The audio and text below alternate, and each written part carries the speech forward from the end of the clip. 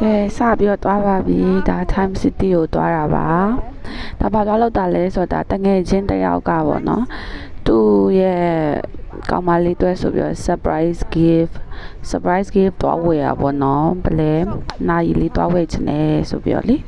မိုက်တယ်အားကြရတယ်အဲ့သူသွားဝယ်တော့ကိုရီးယားပါရမီအပြည့်ခံလေးပေါ့နော်ကိုရီးယားလိုက်သွားပါတယ်အဲ့လိုသွားပါတယ်အဲ့မှာဖြက်နေတာဖို့လို့ဆိုပြီးတော့ဖြက်လန်းကိုအတုံးပြုတ်ပြီးတော့တွားလိုက်တဲ့အခါမှာဒီစံပြဈေးပေါ့နော်ဒီစံပြတရားလေးကိုပေါ့ရောက်လာပါဒီတရားလေးကိုတိတ်တဘောကြတာသူတို့ရက်ထားလာတဲ့အချိန်တွေပါလေဆိုလို့ရှိရင်ကာဟုတ်ပါဘူးဒီအပေါ်မှာသူတို့ဟိုဟာဈေးတွေရောင်းနေပေါ့နော်ကိုရီးယားတော့ကနေတက်လာတဲ့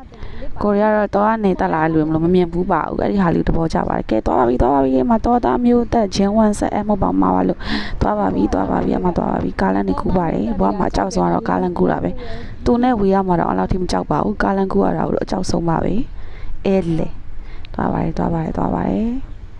ဟာဖြက်လန်းတော့နော်ဖြက်လန်းသွားရဲဆိုပေမဲ့ဒါ